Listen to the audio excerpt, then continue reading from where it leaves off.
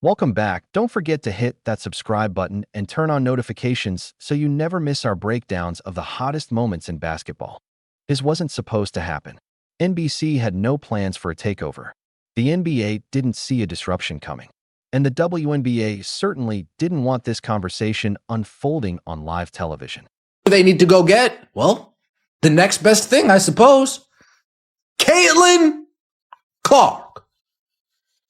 Caitlin Clark will join NBC Sports as a special contributor for the newly launched Basketball Night in America on February 1st, preceding the Lakers-Knicks game at Madison Square Garden. It will be CC's first time in an analyst-type role on TV. She will return to the show on March 29th, preceding Knicks Thunder in Oklahoma City. She is joining a studio. But the moment Caitlin Clark took her seat, everything changed.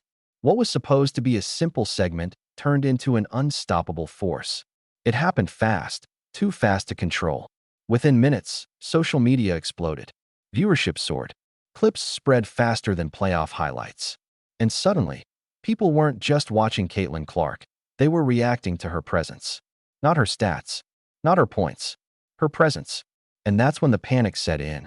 This wasn't a WNBA broadcast. This wasn't a women's basketball segment buried late in the schedule. This was NBC. This was NBA coverage. This was prime attention. And Caitlin Clark didn't look nervous. She didn't look overwhelmed. She didn't look grateful to be there. She looked comfortable, dangerously comfortable. She broke down plays like she owned the room, explaining spacing, movement, timing, not like a guest, but like someone who truly belonged. That's when it became clear. She wasn't being treated as a novelty. She was being treated as an authority. Analysts reacted in real time. You could see it in their expressions, the pause, the surprise. They realized this segment wasn't going as they expected. Caitlin Clark didn't just answer questions. She led the discussion. She anticipated follow-ups. She corrected assumptions. She explained the game in a way casual viewers instantly understood. And NBC's numbers told the story before anyone else could spin it. Viewership didn't creep up, it surged. Her segment outperformed surrounding NBA content. Clips of her analysis even outpaced highlights from the games themselves. That's when the phrase started spreading again. So the WNBA are not going to be happy with this. That's all I'm going to say. They are absolutely positively not going to be happy with this right here. Oh, geez, did I say weeks? I mean years. It's getting to the stage now where it's just been so long that I'm forgetting.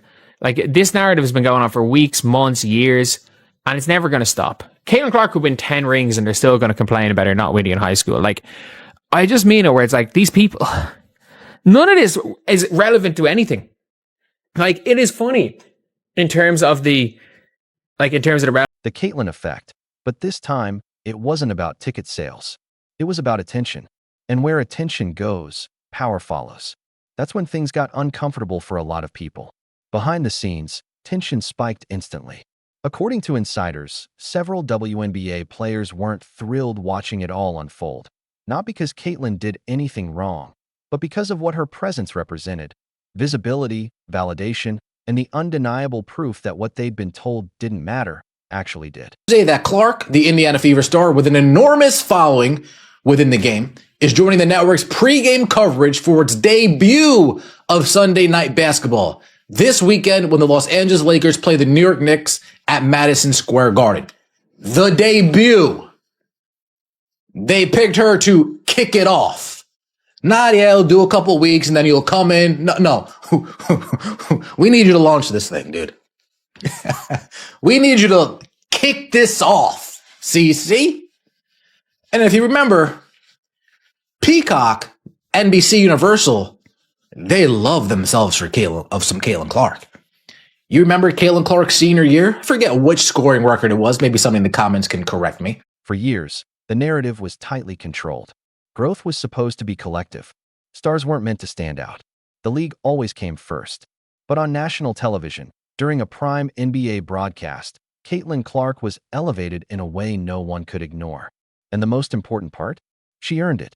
No controversy, no theatrics, no complaints, just pure competence. That's when reactions shifted from admiration to resentment. Because when one player commands this much attention, It forces a question everyone quietly fears. Why her? The answer is simple. People watch. NBC didn't manufacture this moment. Viewers pulled Caitlyn forward. The network simply followed the numbers, and numbers don't care about politics. They care about results. According to multiple reports, internal discussions started almost immediately. Not public statements, private talks. How do we handle this in future coverage? How do we balance it?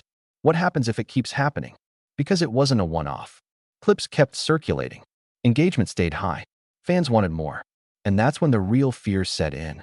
Once a star crosses into mainstream sports media, not as a story, but as a voice, there's no turning back.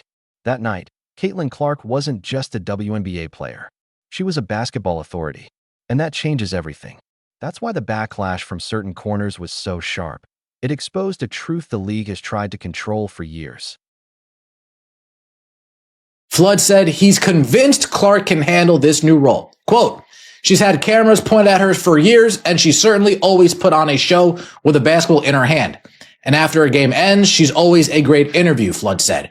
She's always so thoughtful in everything she says, and to have the ability to do that on this platform with this team, it's going to be a lot of fun to listen to. That's the beauty of who she is. Clark has dabbled in sports broadcasting before, going viral once for attempting to do some play-by-play while watching the Philadelphia Phillies, not knowing Fever teammate Lexi Hull was secretly recording her. Furthermore, Clark was actually in the booth, not doing play-by-play, but in the booth for a Yankees game, her rookie season, or after her rookie season. She was in the booth doing a Yankees game. She went to the locker room, pictured with Aaron Judge. Thanks for watching. Don't forget to hit that subscribe button and turn on notifications so you never miss our deep dives into the hottest moments in basketball. Drop your thoughts in the comments below. What do you think about Caitlin Clark's rise and the WNBA's reaction? We want to hear from you.